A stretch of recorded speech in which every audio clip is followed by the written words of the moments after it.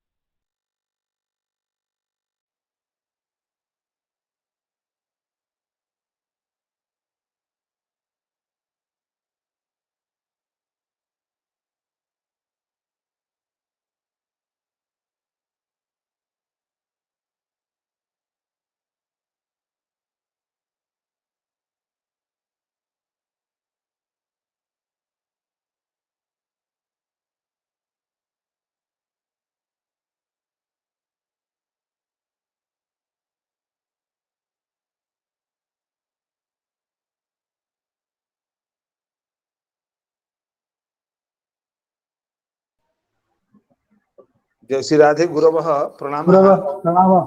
प्रणामः गुरवः प्रणामः। नमो नमः प्रारभ्येत प्रणामः प्रणाम प्रारभ्येत प्रणामः। गुरवः नमस्ते। अस्तु। सदाशिवसमारम्भाम् शङ्कराचार्यमध्यमाम् अस्मदाचार्यपर्यन्ताम् वन्दे गुरुपरम्पराम्। वन्दे गुरुपरम्पराम्। वन्दे गुरुपरम्पराम्। सच्चिदानन्दरूपाय ईश्वरप्रत्यादिहेतवे तापत्रयविनाशाय श्रीकृष्णाय वयम्।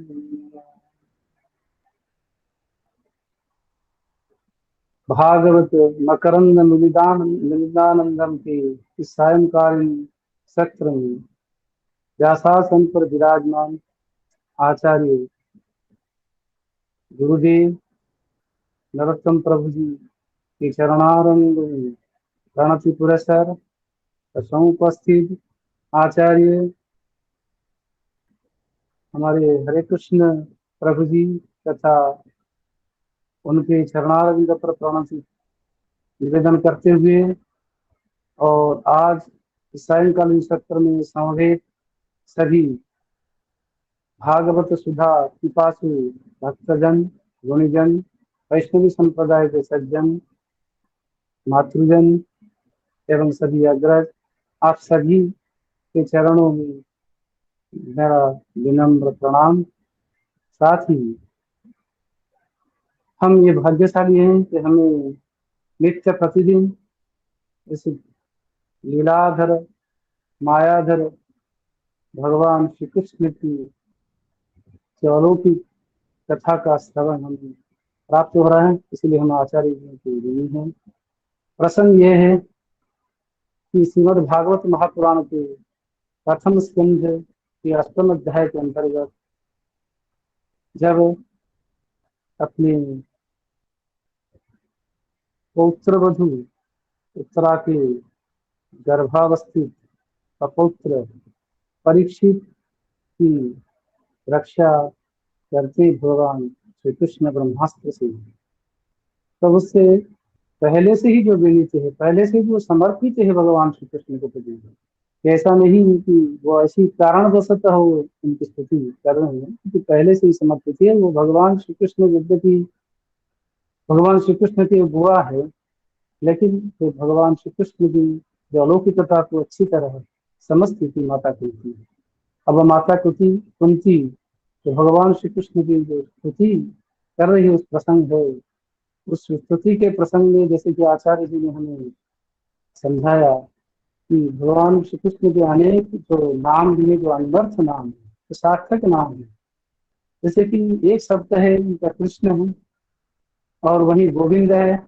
एक दोनों विशेषण सापेक्ष भी है। गोविंद जहाँ आचार्य जी ने हमें समझाया कि इंद्रियों को जो प्राप्त कराने वाले जो मनोभूत दृश्य उनका जो अलौकिक सौंदर्य, तो उसकी ओर आकर्षित करने वाला, इंद्रियों को खींचने वाला, इंद्रियों के प्रति आकर्षित करके उनको प्राप्त करने वाला जो तत्व है वह है गोविंद।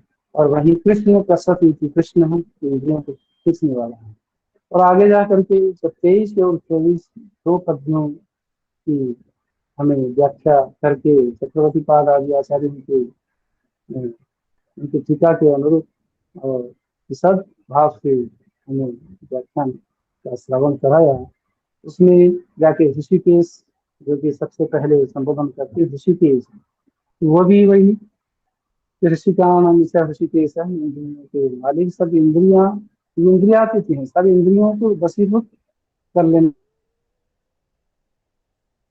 चाहे चाहे माताएं हो, चाहे सामवेस्ट हो, चाहे क्योंकि वधु हो और गोप बालक हो, चाहे वयोवृद्ध हो, सभी के मन को हर लेने वाले भगवान श्री कृष्ण थे। उनकी बार बार स्तुति करते हुए तुलसी माता कह रही, किस रूप में आपकी स्तुति करें, और आप तो हमेशा ही भक्तों की रक्षा करने वाले, और हमारी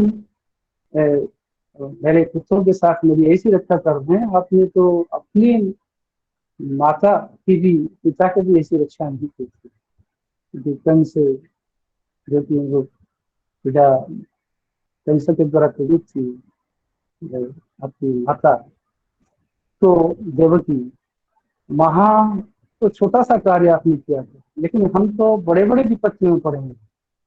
चाहे लाक्षागृह के दहन हो, चाहे विषाग्नि में मेरे भीमसेन पुत्र को जलाकर व उसमें देकर वह समुद्र में, नदी में, गंगा नदी में डाल दिया हो, चाहे बड़े बड़े राक्षस हो, डिम्बा आदि राक्षसों से हो, आपने हर स्थान पर आपने हमें रक्षा की है। और भरी सभा में तो मेरी पुत्र वधु की तो लज्जा का भी आपने अपहरण किया है, उसका लज्जा का भी निवारण किया है, लज्जा के कारण का लज्जा को दूर किया है।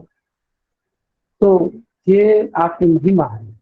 और अभी अभी भी आपने जो कि मेरा अंतिम, जिसका एक सहारा था कि वो भी लुप्त होने वाला था, उसे थाना में एक ब्रह्मास्त्र का प्रहार किया, उसकी भी आपने अभी की रक्षा की। यह आपकी लौकिकता है, यह आपकी हमारे प्रति प्रियता है।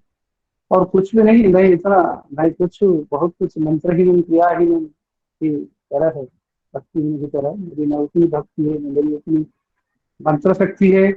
बस इतना ही है कि मैंने आपको नाथ मान लिया, सत्य स्वामी मान लिया, प्रभु मान लिया, और उसी के परिणाम स्वरूप आप हमारी रक्षा करते आ रहे हैं। जैसा कि सत्य है, इसको एक बार में श्रवण कराते हुए आचार्य से पुनः निवेदन करूंगा, इसी से आगे बढ़ेंगे। 24वां पद्य इस प्रकार है। ईशान महाग्नि पुरुषा दर्शना दशत्सभाया वनवासकृच्छ्रतः मृधि मृधिनेकमहारथास्त्रितो द्रोण्यस्त्रतश्चास्महरेभिरक्षिता।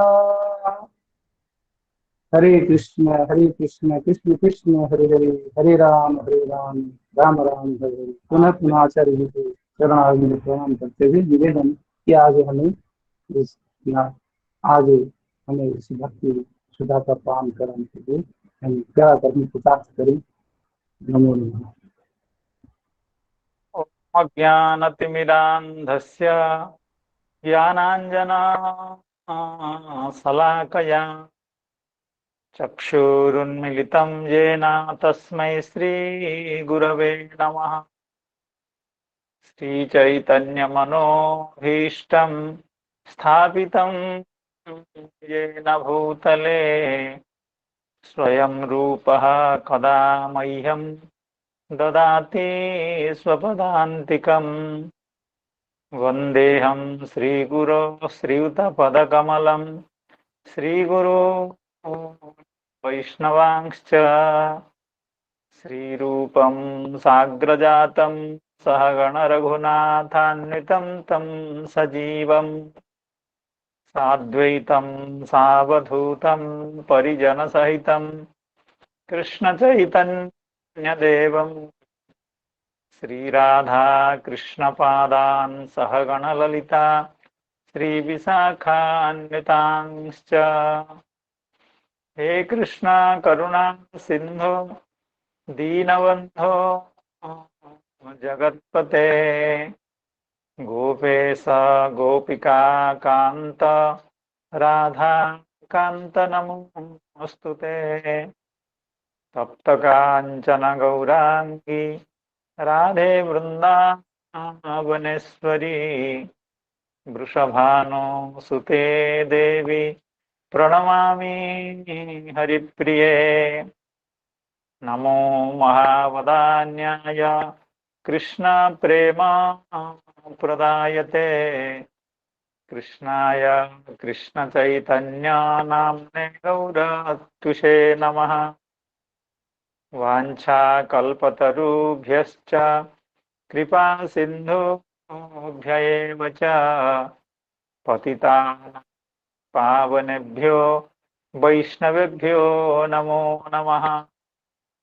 जय श्री कृष्ण चैतन्य प्रभो नित्यानंद श्री अद्वैत गदाधर श्रीवासादि गौरभक्त वृंद।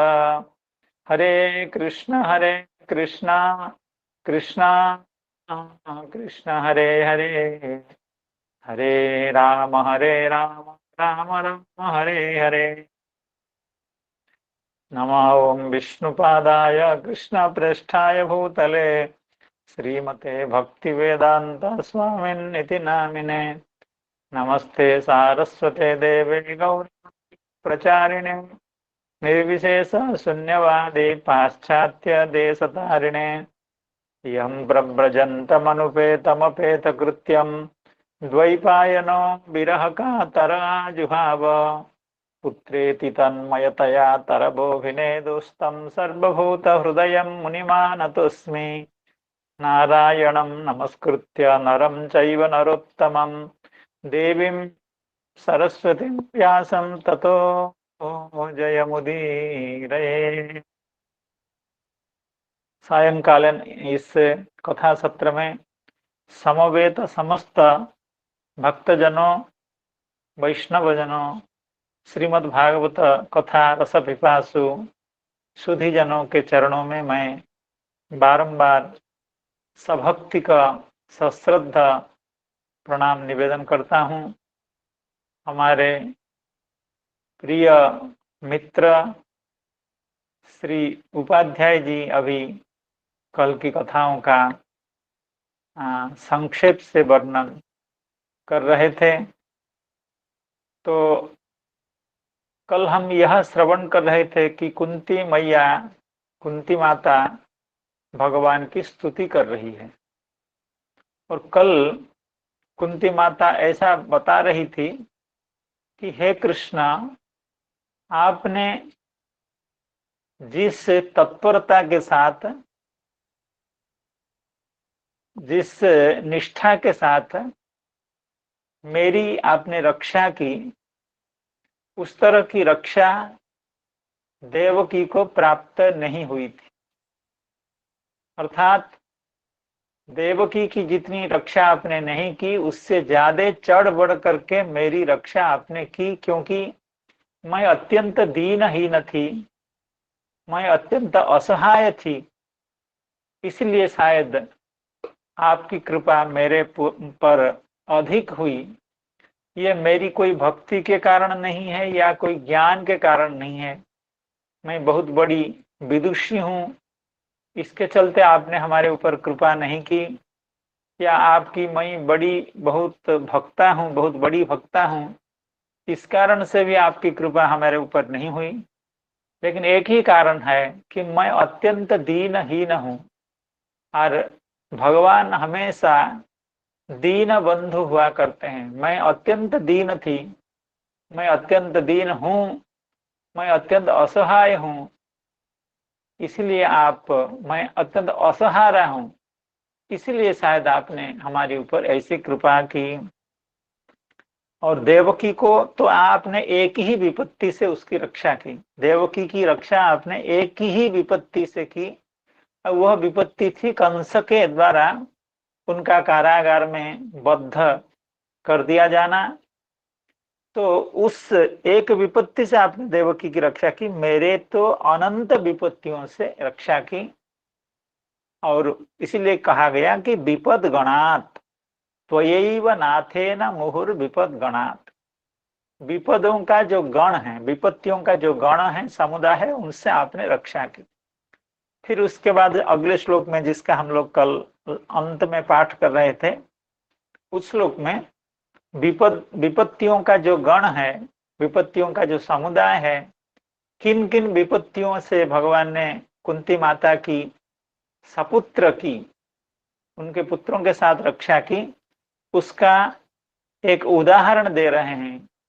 कुछ गिन करके, उन विपत्तियों में से कुछ विपत्तियों को गिना करके कुंती मैया बता रही हैं। विशान महाग्ने पुरुषा ददर्शना असत्सभाया वनवास कृच्छ्रतः मृधे मृधे नेक महारथास्त्रतो द्रोण्यस्त्रतश्चास्म हरेभिरक्षिताः। इसका सामान्य अर्थ हम लोग कल श्रवण किए थे। व्याख्या में कोई विशेष अर्थ इसमें है भी नहीं, लेकिन फिर भी हम व्याख्या का अध्ययन करते हैं। श्रीधर स्वामी पाद इस पर कहते हैं इस श्लोक की भूमिका में श्रीधर स्वामी पाद कह रहे हैं विपद गणमेव दर्शयति। अर्थात पूर्व श्लोक में जो कुंती मैया ने कहा विपद गणात आपने हमारी रक्षा की, उस विपद गण का अभी गिनती कर रहे हैं, उनकी संख्या बता रहे हैं, उनका उल्लेख कर रही हैं कुंती मैया। विपद गणमेव दर्शयति विषात् भीमस्य विष मोदक दानात्। भीमसेन को विष, अत्यंत कालकूट विष का मोदक लड्डू खिला करके मारने की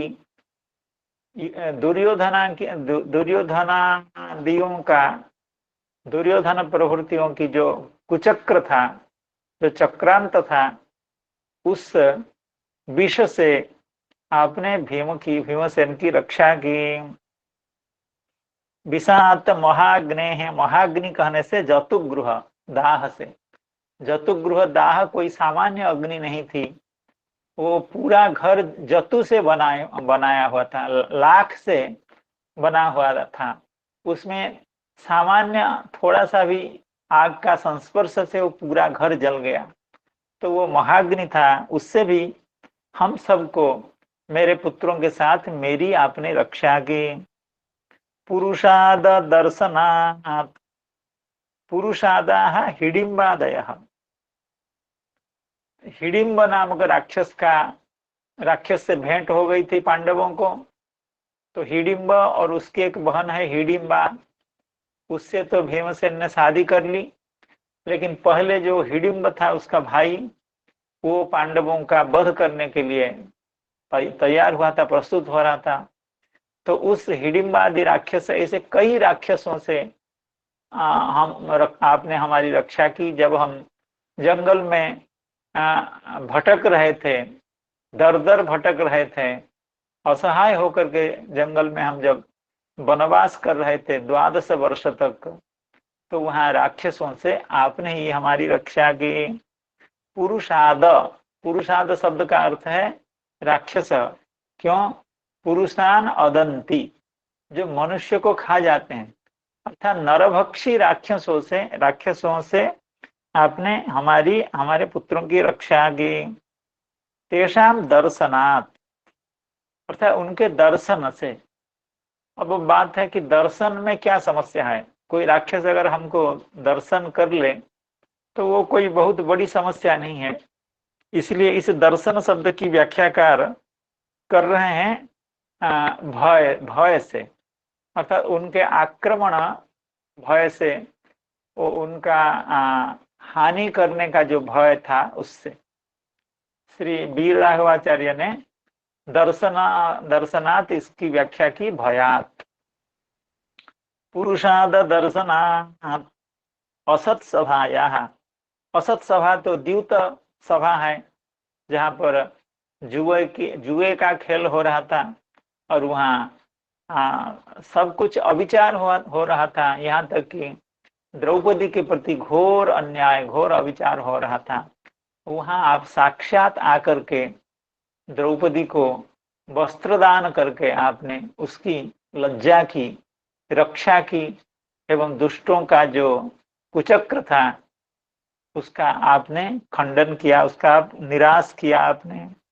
असत्सभाया द्यूत स्थानात्, असत्सभाया वनवास कृच्छ्रतः, और वनवास के समय में कितनी कितनी विपत्तियां हम लोगों के ऊपर आई, उन सब विपत्तियों से हम लोगों की रक्षा आपने की।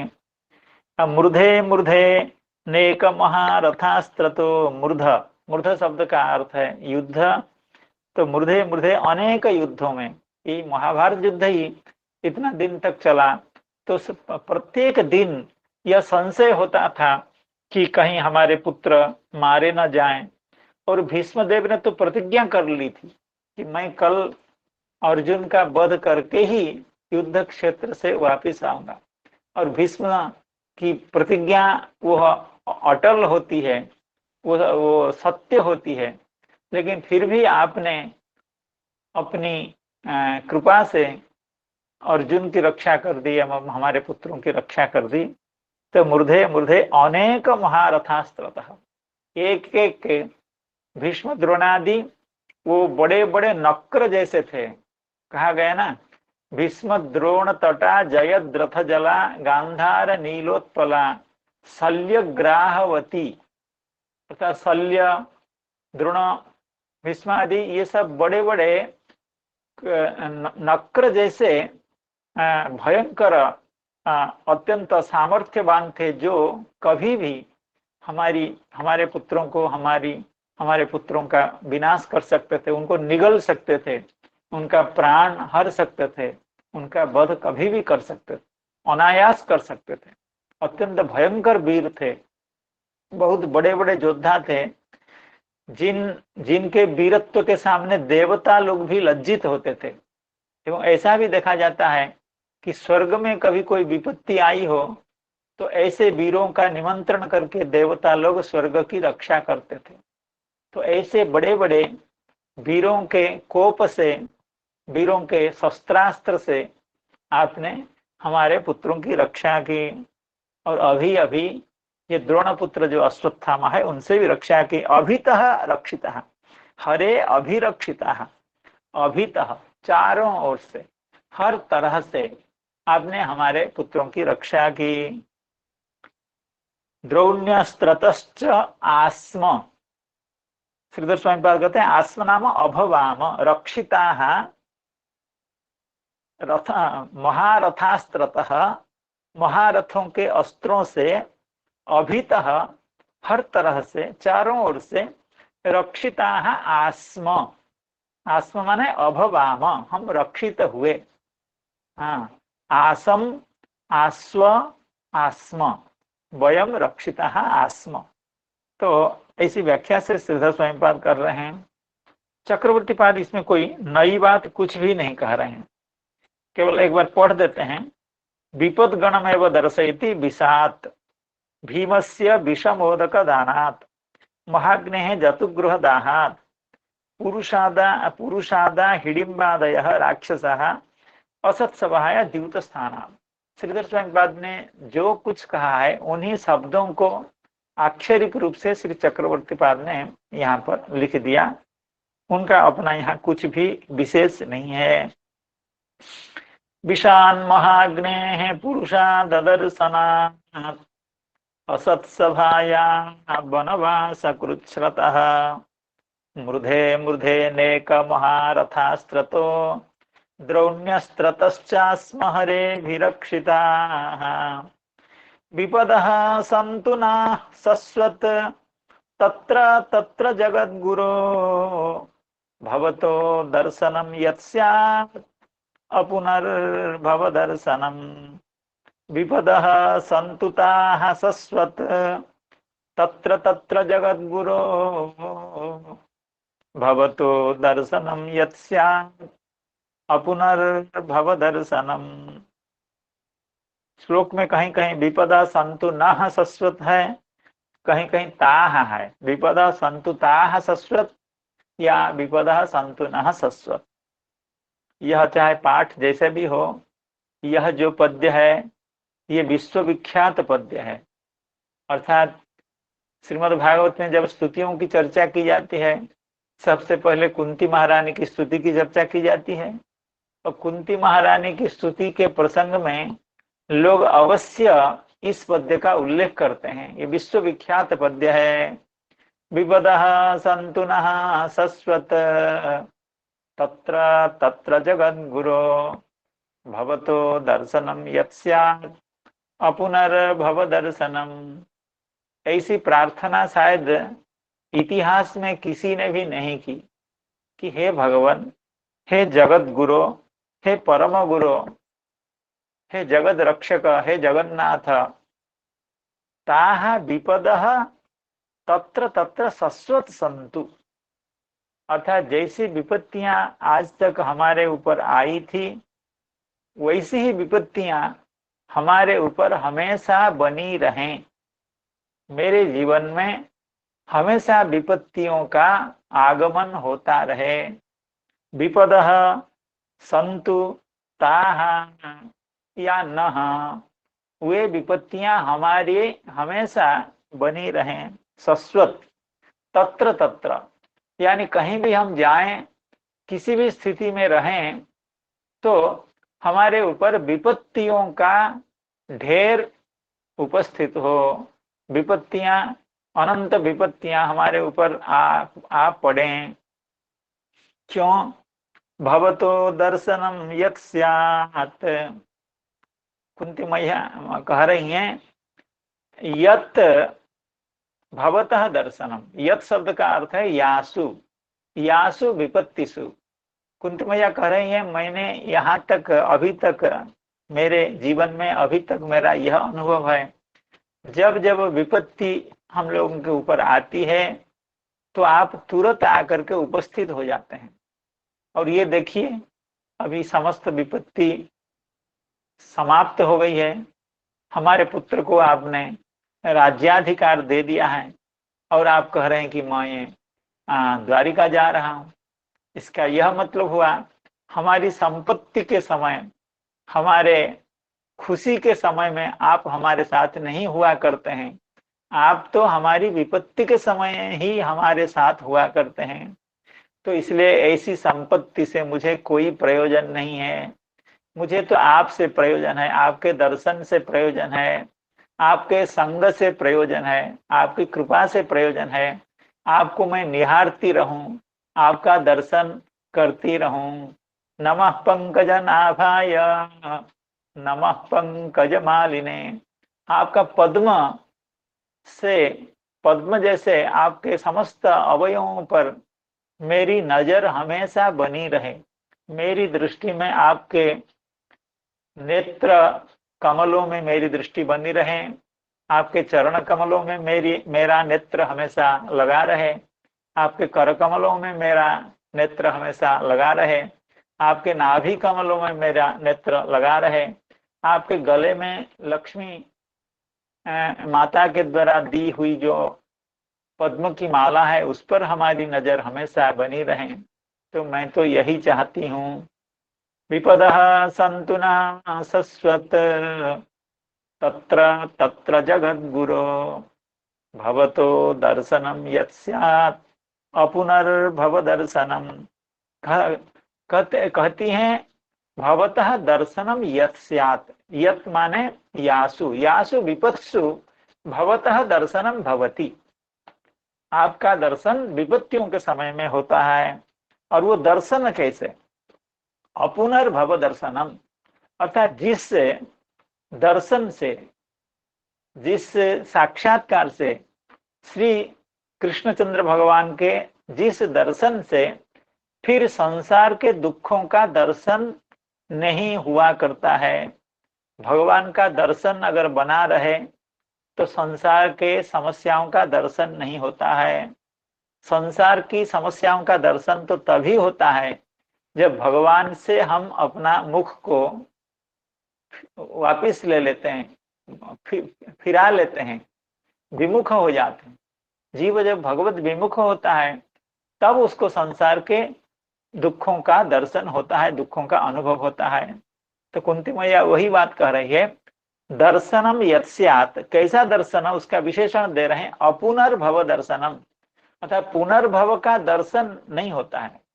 जिस दर्शन के कारण अपुनर्भव का दर्शन नहीं होता है, पुनर्भव का दर्शन नहीं होता है। अर्थात जो दर्शन अपुनर्भव दर्शन है, पुनर्भव अर्थात पुनर्जन्म जनित जो दुख, अर्थात बार बार संसार में आने के कारण जो मातृगर्भ में रहने वाला दुख, सारे जीवन में जो दुख प्राप्त हैं वे दुख, मृत्यु के समय में दुख, बुढ़ापे के समय में दुख, दुख ही दुख है, अथ जगदेव दुख पंग निमग्नम। तो ऐसा जो संसार का दुख दूर हो जाता है आपके दर्शन से। भवतो दर्शनम यत् स्यात् अपुनर्भव दर्शनम, विपदः संतुताः शश्वत तत्र तत्र जगद्गुरो, भवतो दर्शनम यत् स्यात् अपुनर्भव दर्शनम। श्रीधर स्वामी पाद कह रहे हैं, यत् भवतो दर्शनम यत् स्यात्, इस यत् शब्द पर श्रीधर स्वामी पाद का पहली नजर गई। यत् माने यासु विपत्सु, कीदृशम दर्शनम नास्ति पुनरपि भव दर्शनम यस्मात्, अर्थात जिस आपके दर्शन से पुनः भव दर्शन नहीं होता है, अर्थात संसार में फिर से आना नहीं पड़ता है, अर्थात संसार के बंधन से जीव को मुक्ति प्राप्त हो जाती है। भवतो दर्शनम यत् स्यात् अपुनर्भव दर्शनम, कीदृशम दर्शनम नास्ति पुनः अपि भव दर्शनम यस्मात्, जिस दर्शन से पुनः पुण्येन फिर से दोबारा भव का दर्शन नहीं होता है, संसार का दर्शन नहीं होता है, यानी संसार के कष्टों से आमने सामने होने का मौका नहीं आता है। चक्रवर्ती पाद इस पर कह रहे हैं, किंच ताः विपदः एव मे संपदः। चक्रवर्ती पाद इसको इस श्लोक की भूमिका थोड़ा सा अच्छा बना रहे हैं। कहते हैं, हे भगवान, जिन विपत्तियों का सामना मैं करती रही आज तक, और जिन विपत्तियों के समय में आप निरंतर आकर के हमारे पास उपस्थित हुए, वे हमारी विपत्तियां विपत्ति नहीं है, वो तो संपद है। किंचता विपदः एव मैं संपदः एव इति आह विपदः इति प्रसिद्ध श्लोक है। हम लोगों ने इसकी चर्चा भी कई बार की है। विपदो नैव विपदः संपदो नैव संपदः, विपद विस्मरणं विष्णोः संपन्नारायण स्मृति। अर्थात संसार की यह जो विपत्तियां, संसार में जिनको विपत्ति कही जाती है वे सही में विपत्ति नहीं है। विपदो नैव विपदः, क्योंकि विपत्ति आती है चली जाती है, रहती नहीं है। हम रखना भी चाहें विपत्ति निरंतर, वो रहेगी नहीं। और ऐसा कोई भी व्यक्ति नहीं है जिसके ऊपर विपत्ति नहीं आती। अर्थात विपत्ति आप चाहें न चाहें वो आएगी, और आप चाहें न चाहें वो चली जाएगी। संपत्ति के साथ भी वैसी ही बात है। बड़ी बड़ी विपत्तियां जीवन में आती हैं, बड़ी बड़ी संपत्तियां अर्थात बड़े बड़े अनुकूल समय जीवन में आते हैं, लेकिन वो आके चले भी जाते हैं। इसलिए ऐसी विपत्ति, यह सब विपत्ति, सांसारिक विपत्ति कोई विपत्ति नहीं हुआ करती है, और सांसारिक संपत्ति भी कोई संपत्ति नहीं हुआ करती है। विपदो नैव विपदः संपदो नैव संपदः। असल विपत्ति क्या है, प्रकृत विपत्ति क्या है? विपद विस्मरणम विष्णु, भगवान को भूल जाना ये सबसे बड़ी विपत्ति है। क्योंकि हम बार बार इसका श्रवण कर रहे हैं, मनुष्य जन्म, मनुष्य शरीर केवल सिर्फ मिला है भगवान की भक्ति करने के लिए, भोग के लिए नहीं है। तो जिस कारण से, जिसके लिए मनुष्य शरीर हम लोगों को मिला हुआ है, वह काम अगर हम नहीं कर रहे हैं तो उसी को कहा जाता है विपत्ति। विपद विस्मरणम विष्णु, विष्णु को भूल जाना, भगवान को भूल जाना, यही है विपत्ति। संपन्नारायण स्मृति ही, भगवान की स्मृति संपत्ति है। तो कुंती मैया मांग रही है कि आप हमको विपत्ति दीजिए, क्योंकि विपत्ति के समय में आपके उपस्थित होते हैं। तो संपत नारायण स्मृति, भगवान की स्मृति जब संपत्ति है और भगवान साक्षात उपस्थित हो जाएं तो कितनी बड़ी संपत्ति होगी। इसका मतलब यह है कि कुंती मैया मांग रही हैं कि संसार की जो बड़ी संपत्ति है वो संपत्ति हमको दीजिए, आपके निरंतर दर्शन हमको दीजिए। इसी बात को श्री चक्रवर्ती पाद कह रहे हैं, किंच ताह विपदः एव में संपदः, अर्थात वही विपत्ति जिसको संसार में विपत्ति कही जाती है और जिनका सामना मैंने आज तक किया है, जिनका उल्लेख मैंने अभी किया है, वो सही अर्थ में वे तो संपत्ति हैं, वे संपदः एव। हे जगतां गुरो हितकारित्वेन स्वकृपोत्थ विपदंजन प्रदानेन संपद प्रमाद घूर्णा ध्वंसीन। बहुत सुंदर व्याख्या कर रहे हैं, बहुत सुंदर बात कर रहे हैं चक्रवर्ती बात। जगत गुरु अर्थात भगवान जगत के गुरु हैं। तो इसका अभिप्राय बताते हुए चक्रवर्ती पाद कह रहे हैं, गुरु का मतलब जो अत्यंत चतुर होता है, जो अत्यंत बुद्धिमान होता है, वही गुरु होता है। सभी लोग गुरु नहीं हुआ करते हैं। जिसका विवेक अधिक होता है वही गुरु होता है। तो आप तो परम विवेकी हैं, तो इसलिए आप जगत गुरु हैं। तो भगवान का परम विवेक क्या है? भगवान सबसे बुद्धिमान हैं एवं भगवान जीव के कल्याण के लिए सब समय तत्पर हैं। वह तत्परता क्या है? कहते हैं स्वकृपोत्थ विपद अंजन प्रदानेन, अर्थात जब भगवान संसार में हम लोगों को विपत्ति देते हैं तो समझ लेना चाहिए भगवान की बहुत बड़ी कृपा है। ये बात जो अभक्त होगा उसको कभी भी नहीं आएगा समझ में। जो भक्त होगा वही समझ पाएगा कि विपत्ति किस तरह से भगवान की कृपा से आती है। कहते हैं स्वकृपोत्थ, अर्थात आपकी जो कृपा, उस कृपा से उत्थित जो विपत्ति, अर्थात आपकी कृपा के कारण विपत्तियां आती हैं। और वो विपत्ति कैसी है? वो विपत्ति है अंजन।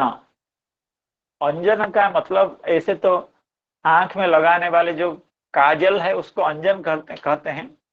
काजल लगाने से नेत्र के जो दोष हैं, नेत्र रोग दूर हो जाता है या नेत्र रोग नहीं आता है।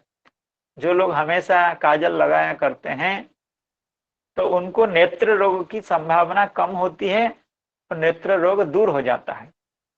कहने का मतलब है भगवान अपनी कृपा से जो विपत्ति देते हैं वह विपत्ति है अंजन, अर्थात रोग का निवारण करने वाला है, रोग को दूर करने वाला है वो विपत्ति। तो विपत् अंजन प्रदानेन, तो रोग क्या है? जैसे नेत्र रोग के दूर करने के लिए अंजन लगाते हैं, तो विपत्ति रूपी जो अंजना, विपत्ति रूपी जो दवाई, विपत्ति रूपी जो औषधि भगवान देते हैं वो किस बीमारी के लिए देते हैं? ना देते हैं संपत प्रमाद घूर्णा ध्वंसिन। संपत्ति अर्थात संपन्नता, अर्थात पैसे का आधिक्य हो जाना, बड़ी बड़ी पदवी प्राप्त हो जाना, बड़ा सम्मान मिलने लगना, बड़ा अधिकार प्राप्त होना, बहुत पैसा हो जाना, बहुत सुंदर हो जाना, ये आगे उसको कहेंगे। अगले श्लोक में कुंती महारानी कहेंगी संपत्ति, जगत की संपत्तियां क्या होती हैं, संसार की संपत्तियां क्या होती हैं। तो यह जो संपत्ति है यह है प्रमाद। प्रमाद का मतलब है प्रमत्तता अर्थात नशा। ऐसे प्रमाद शब्द का अर्थ है कि गलती, लेकिन यहाँ प्रमाद शब्द का अर्थ है नशा। तो संपत्ति जो है वो नशा होता है। संपत्ति प्राप्त करने के बाद जीव को अहंकार हो जाता है वो किसी को कुछ नहीं मानता है, अपने को सर्वश्रेष्ठ मानता है। और जब व्यक्ति अपने को ज्यादा चतुर मानता है, सबसे श्रेष्ठ मानता है, तो उसका अधःपतन तो निश्चित है। तो संपत्ति रूपी जो प्रमाद है यानी नशा है, उस नशा के कारण घूरना उत्पन्न होती है। जो लोग नशा कर लेते हैं, नशा के बाद वो घूरना उनके शरीर में, उनके मन में, उनके बुद्धि में घूरना उत्पन्न, अर्थात घूमते रहते हैं, अर्थात वे बैठ नहीं पाते हैं। शराबी व्यक्ति इधर उधर भागते रहता है और वो चंचल हो जाता है, उसकी बुद्धि में कोई अच्छी बात टिकती नहीं है। तो उसी बात को श्री चक्रवर्ती पाद कह रहे हैं, संपत्ति रूपी जो प्रमाद यानी नशा, उस नशा के कारण उत्पन्न जो घूरना मतलब जो चंचलता, मद्यपों को की जो स्थिति होती है वह है घूरना। शराब पीने के बाद जो स्थिति होती है वह घूरना। उस घूरना का ध्वंस करते हैं भगवान, अर्थात नशा जनित जो समस्या है उसको छुड़ा देते हैं। कैसे? ना विपत्ति दे करके, विपत्ति अंजन दे करके भगवान संपत्ति रूपी जो मादकता है, नशा है, उस नशा के कारण जो घूरना उत्पन्न होती है, उस घूरना को नष्ट कर देते हैं। तो स्वकृपोत्थ विपद अंजन प्रदानेन संपत प्रमाद घूर्णा ध्वंसिन, ये जगत गुरु शब्द की व्याख्या कर रहे हैं। अब भगवान जगत गुरु हैं, उनको जगत की बीमारी की दवाई का बोध है, इसलिए बड़े बड़े लोगों को आप लोग, हम लोग सभी देखे हैं संसार में, कहीं बड़े बड़े पदवी पर रहते हुए लोग जाकर के जेल में समय काटते हैं, काटना पड़ता है, क्योंकि अगर ऐसा न किया जाए उनका चित्त अत्यंत अहंकार से युक्त हो जाएगा। तो संसार छोड़ करके जब जाएंगे तो उनकी अत्यंत दुर्गति होगी। अहंकार से जीव अत्यंत तुष्ट गति को प्राप्त करता है, इसलिए भगवान उनको विपत्ति दे करके उनको सुधार लेते हैं। जैसे पिता माता अपनी संतति को डांट करके, उसको दंड दे करके उसको सुधारने की कोशिश करता है, उसी तरह से भगवान विपत्ति दे करके हम लोगों को सुधारते हैं। विपदः संतुता सस्वत तत्र तत्र जगत गुरो। आगे का यत यासु विपत्सु भवतो दर्शनम कीदृशम दर्शनम नास्ति पुनरपि भवस्य संसार दुःखस्य दर्शनम यतः। श्रीधर स्वामी पाद ने अपुनर्भव दर्शन की जो व्याख्या की थी वही व्याख्या श्री चक्रवर्ती पाद कर रहे हैं। अर्थात कहते हैं आपके दर्शन से पुनर्भव का, अर्थात पुनः संसार के दुखों का दर्शन नहीं होता है, ऐसा कहते हैं। लेकिन इस व्याख्या में कोई बहुत ज्यादा चमत्कार नहीं है।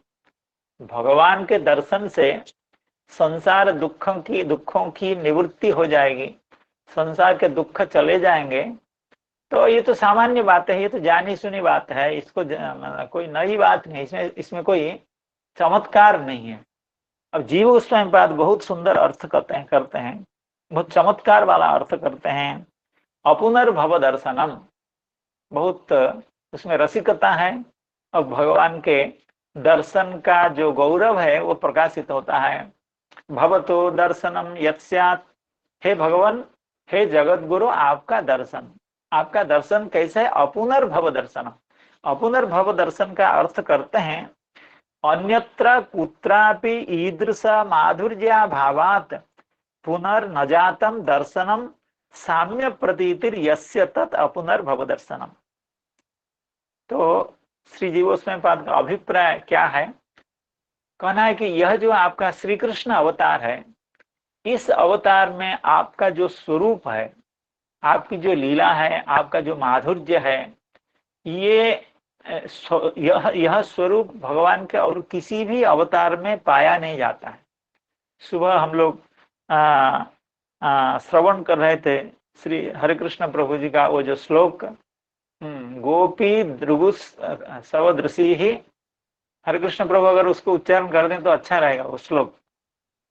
गोपी दृगुत्सव दृषि, अर्थात भगवान जब अघासुर का वध करके और यह ब्रह्म मोहन लीला करके ब्रज में वापिस आते हैं, वृंदावन में वापिस आते हैं, प्रत्यावर्तन करते हैं, उनके सौंदर्य का वर्णन नवधातु विचित्रितांग, अर्थात बहुत धातुओं से भगवान को सजाया जाता है।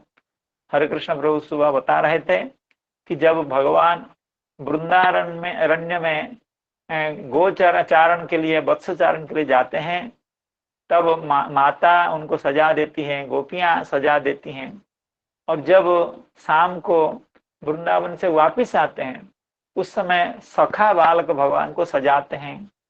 अब भगवान के मयूर पुच्छ, भगवान के मस्तक में, भगवान के शीश पर अत्यंत शोभायमान होता है, भगवान के गले में गुंजा का हार है, माला है।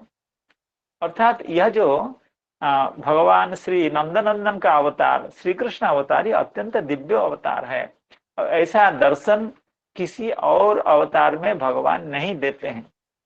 तो इसलिए अपुनर्भव दर्शन का अर्थ ये हुआ, भवतो दर्शनम यत्स्यात्, अर्थात आपका जो दर्शन वो अपुनर्भव दर्शन। अपुनर्भव दर्शन का अर्थ हुआ कुत्रापि ईदृश माधुर्या भावात्, अर्थात इस अवतार में, इस दर्शन में, श्री कृष्ण स्वरूप के दर्शन में जो माधुर्य है, जो सौंदर्य है, जो मोहकता है, वो किसी अन्य अवतार के दर्शन में नहीं है।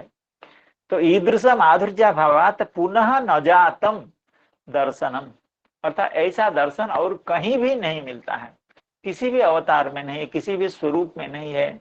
इसीलिए आपका यह जो दर्शन है यह अपुनर्भव दर्शन है। तो इस तरह की व्याख्या में बड़ी रसिकता है। इस रसिकता को श्री जीव गोस्वामी पाद ने दिखाया है। विपदः संतुतः सस्वत् तत्र तत्र जगद्गुरो भवतो दर्शनम यत्स्यात् अपुनर्भव दर्शनम जन्मैश्वर्य श्रुतश्रीभिः रेधमानामदः पुमान् नैवार्हत्यभिधातुं वै त्वाम किंचन गोचरम्। जन्मैश्वर्य श्रुतश्रीभिः रेधमानमदः पुमान् नैवार्हत्यभिधातुं वै त्वाम किंचन गोचरम्। इस श्लोक की जो भूमिका है, भूमिका में श्रीधर स्वामी पाद कह रहे हैं, संपदस्तु श्रेयः परिपंथिन्यः, अर्थात जो संपत्ति होती है संसार में, जिसको संपत्ति कहते हैं, जो आभिजात्य प्राप्त होता है, जो अनुकूलता प्राप्त होती है, वो जो संपत्ति है वो तो श्रेयः का परिपंथी है। परिपंथी का मतलब प्रतिबंधक है, अर्थात संपत्ति कल्याण का प्रतिबंधक है। संपत्ति बढ़ जाए तो जीव आत्म कल्याण नहीं कर सकता है। वो क्या करता है, वो तो विषय भोग करने की चेष्टा करता है। अभी हम लोग देख रहे हैं कैसे संसार में होता है, कैसे लोग संपत्ति जुटाते हैं और उसके बाद जेल जाते हैं। मतलब इतने शिक्षित लोग, इनको इतना बोध नहीं है कि एक व्यक्ति कितनी संपत्ति का भोग कर सकता है। और जब उम्र बढ़ता है, जब आदमी बड़ा होता है, तो उसके भोग की क्षमता तो और कम हो जाती है। लेकिन तृष्णा और भोग, इतना भोग करने की वासना इतनी बढ़ जाती है, लोग मूढ़ हो जाते हैं, मूर्ख हो जाते हैं और समय काटते हैं जाकर के जेल में। बड़े बड़े लोगों ने ऐसा किया। तो इसीलिए श्रीधर स्वामी पाद कह रहे हैं, संपदस्तु श्रेयः परिपंथिन्यः, संपत्ति श्रेय की, कल्याण का परिपंथी है, कल्याण का विरोधी है, कल्याण का प्रतिबंधक है। संपत्ति से कल्याण नहीं हो सकता है। संपदस्तु श्रेयः परिपंथिन्य इति आह। जन्मैश्वर्य श्रुत श्रीभिः, जन्म का अर्थात बहुत बड़े आभिजात्य परिवार में, अभिजात परिवार में जन्म, और ऐश्वर्य बहुत बड़े परिवार में, बहुत संपन्न परिवार में, बहुत प्रसिद्ध वंश में जन्म हो जाना, और फिर ऐश्वर्य प्राप्त हो जाना, अर्थात अधिकार प्राप्त हो जाना, अर्थात वहां बहुत बड़ा दायित्व या अधिकार मगर मिल जाए, और श्रुत और विद्या भी बहुत अधिक हो, बहुत ज्ञान हो, बहुत अच्छा वक्ता हो, बहुत कहने वाला हो, अपनी गलत बात को भी बड़े अच्छे ढंग से जो प्रतिपादन करने वाला हो, बहुत शास्त्र कह करके, ऐसा भी लोग करते हैं, शास्त्र के वचनों को कह करके अपसिद्धांत को बहुत अच्छे ढंग से प्रतिपादन कर देते हैं। तो बहुत बड़े कुल में जन्म, और जन्म होने के बाद अधिकार प्राप्त हो जाना, ऐश्वर्य प्राप्त हो जाना, और श्रुत अर्थात बुद्धि, शास्त्र ज्ञान प्राप्त हो जाना, और श्री, श्री का मतलब पैसा या सौंदर्य या सब अनुकूल सब कुछ हो जाना। इससे क्या हो जाता है? एधमान मदह पुमान, वह पुमान जिस पुरुष को ऐसा प्राप्त होता है, जन्म, ऐश्वर्य, श्रुत एवं श्री, उसका अहंकार बढ़ जाता है, उसका अहंकार चरम पर पहुंच जाता है, पराकाष्ठा को प्राप्त हो जाता है। जन्म, ऐश्वर्य, श्रुत, श्री भी रेधमाना मदह पुमान। तो ऐसा व्यक्ति वो तो भक्ति क्या करे, आध्यात्मिक साधना क्या करे, अपने आत्म कल्याण की साधना क्या करे, वो तो भगवत नामों तक उच्चारण भी नहीं कर सकता है। नैवार्हत्यभिधातुम वै, त्वाम अभिधातुम नैव अर्हति, नैव शब्द दे दिए, न अर्हति नहीं, नैव अर्हति। जब अहंकार चरम पर पहुंच जाता है, जब लगता है कि मैं ही परमेश्वर हूं, मैं ही संसार में ईश्वर हूं, मैं ही चला रहा हूं, तो ऐसे जो अहंकारी व्यक्ति होता है वो भगवान की शरणागति नहीं कर सकता है, भगवान का नाम उच्चारण प्रेम से क्या, ऐसे भी नहीं कर सकता है। प्रेम से करे तो बहुत बड़ी बात है, भगवान का नाम उच्चारण नहीं किया जा, सिखाए जाने पर भी। हाँ, गोस्वामी जी ने क्या कहा, जन्म जन्म मुनि जतन कराही, अंतराम कही आवही नाही। कितने ऐसे अनुभव है, जो लोग प्रचार करते हैं भगवान नाम का, कितने लोगों को कितने अच्छे तरह से समझा समझा करके शिक्षा देते हैं, लेकिन नामोच्चारण नहीं हो पाता है। हम लोगों ने देखा, अपनों में भी देखा और समाज में भी देखा, कि आप थोड़ा सा नाम करो भगवान का, थोड़ी देर के लिए सही, 10 मिनट के लिए सही, हरे कृष्णा कृष्णा कृष्णा हरे हरे, हरे राम राम राम हरे हरे, प्रेम से करो, कीर्तन करके करो, लेकिन लोग इसमें कोई स्वाद लोगों को नहीं मिलता है, एकदम से ये बात सुनना नहीं चाहते हैं। तो कुंती माता वही बात को बता रही है, नैवार्हत्यभिधातुम वै, अभिधातुम त्वाम, अर्थात आपका नाम तक उच्चारण करने की प्रवृत्ति उस व्यक्ति को नहीं होती है, जो व्यक्ति इस तरह से ऐश्वर्य से जन्म से मत्त हो जाता है। नैवार्हत्यभिधातुम वै, क्योंकि हे भगवान, हे जगत गुरु, आप तो अकिंचन गोचर हैं, आप तो जो अकिंचन व्यक्ति हैं, जो निरभिमान व्यक्ति हैं, जो जगत में जिनकी उपेक्षा होती है, अर्थात सांसारिक लोग जिनका आदर नहीं कर पाते हैं, अर्थात जिनकी विषय दृष्टि है, जो सांसारिक वस्तुओं को ही सर्वस्व मान रखे हैं, वे जिनका आदर नहीं करते हैं, ऐसे जो अकिंचन व्यक्ति हैं, जो निष्किंचन जन हैं, आपके प्रियजन हैं, भक्तजन हैं, आपसे प्रेम करने वाले, या आप जिनसे प्रेम करते हैं, ऐसे व्यक्तियों के आप गोचर हैं। वही लोग भगवान का नाम लेकर के अपना कल्याण करते हैं और जगत का भी कल्याण करते हैं। नैवार्हत्यभिधातुम वै, त्वाम अकिंचन गोचरम, आप तो अकिंचन गोचर हैं। नैवार्हत्यभिधातुम वै त्वाम अकिंचन गोचरम। तो इसकी व्याख्या में श्रीधर स्वामी पाद कहते हैं, संपदस्तु श्रेय परिपंथिन्यः, संपत्तियां कल्याण की परिपंथी होती हैं। जन्म, सत्कुले जन्म, जन्मादिभिः एधमानः मदः यस्य, जन्मादि के कारण, जन्म, ऐश्वर्य, श्रुत एवं श्री, इनके कारण जिन व्यक्तियों का मद यानी अहंकार एधमान होता है, एधमान का निरंतर बढ़ते रहता है, जब तक ठोकर नहीं खाते हैं तब तक अहंकार बढ़ते ही जाता है, बढ़ते जाता है।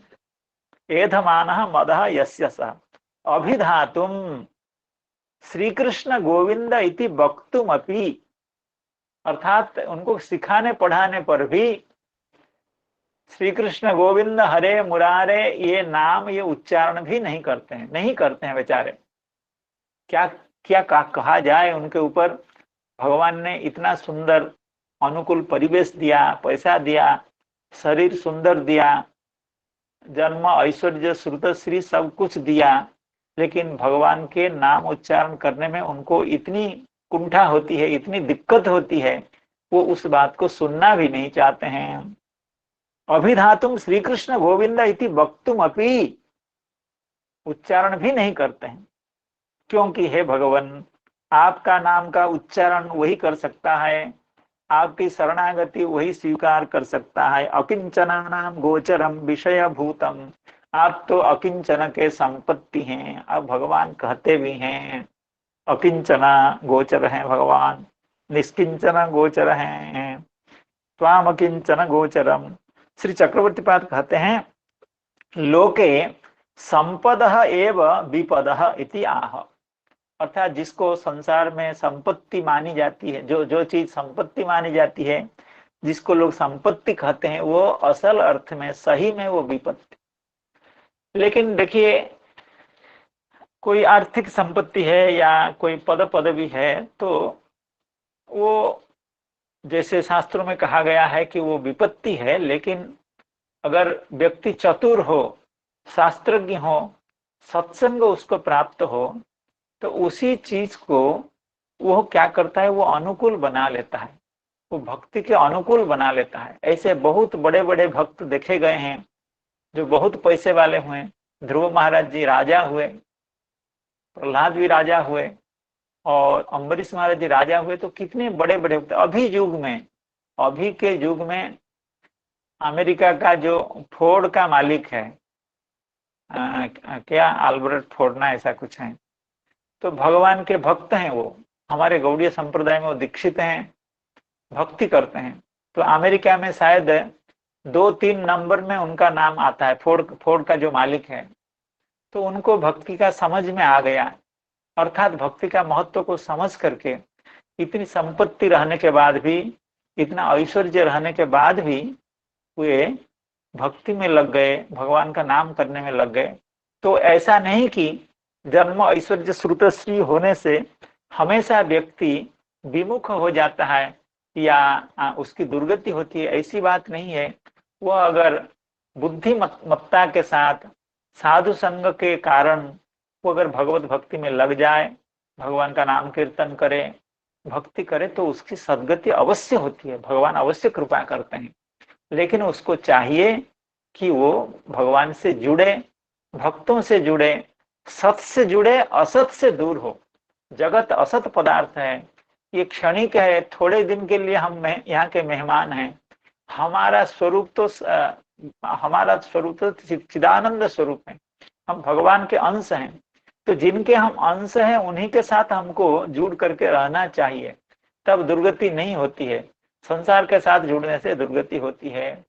तो ऐसे देखा जाता है जो बहुत बड़े बड़े लोग भी हैं, संपन्न हैं, भौतिक दृष्टि से बड़े उन्नत हैं, तो वे आध्यात्मिक कल्याण भी अपना कर लेते हैं, चतुर व्यक्ति हैं, कर लेते हैं। तो उसी बात को कहते हैं श्री चक्रवर्ती लोके संपदः एवं विपदः इतिहाह जन्म इति अभिधातुम कृष्ण गोविंद इति अभिधानम अपि वक्तुम।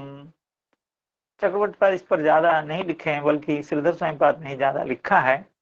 तो इस तरह की बात कह रहे हैं।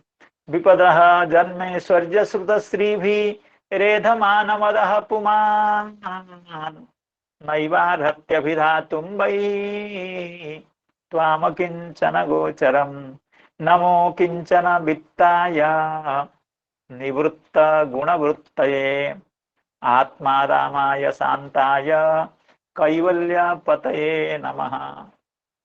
नमो किंचन वित्ताय निवृत्त गुणवृत्तये आत्मा रामाय शांताय कैवल्य पतये नमः।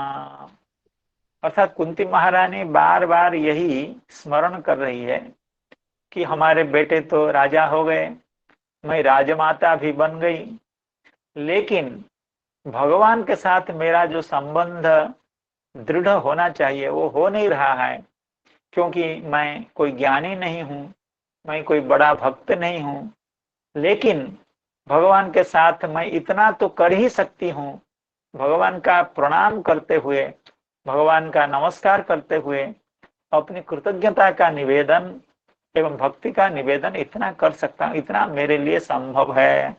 इसलिए फिर पहले तो नमस्ते पुरुषम त्वाद्यम कह करके कुंती मैया नमस्कार कर रही थी, और उसके बाद भी कृष्णाय वासुदेवाय कह करके नमस्कार कर रही थी, फिर से नमस्कार कर रही है।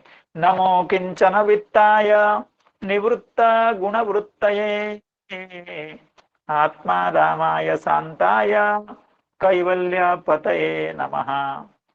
श्लोक के आदि में नमः है और श्लोक के अंत में नमः है, अर्थात बार बार भगवान को नमस्कार कर रही है। नमो किंचन वित्ताय, अर्थात भगवान अकिंचन वित्त है, अर्थात जैसे अभी कह रहे थे त्वाम अकिंचन गोचर, भगवान अकिंचन वित्त हैं, अर्थात अकिंचन जो भक्त लोग हैं वे हैं भगवान के वित्त, और अकिंचनों के वित्त भगवान। इसकी व्याख्या श्रीधर हमारे चक्रवर्ती पाद बहुत सुंदर व्याख्या इस पर किए हैं। भगवान की कृपा से, आप सबके शुभाशीर्वाद से, आप सबके सदिच्छा से, आप सबके सहयोग से हम इस व्याख्या का भी अध्ययन करेंगे कल। नमो किंचन वित्ताय निवृत्त गुणवृत्तये आत्मा रामाय शांताय कैवल्य पतये नमः। हरे कृष्ण कृष्ण कृष्ण हरे हरे, हरे राम राम राम हरे हरे। सभी वैष्णव के चरणों में मैं बारंबार प्रणाम करता हूँ। जय ग्रंथराज श्रीमद् भागवतम की जय, समस्त भक्त वृंद की।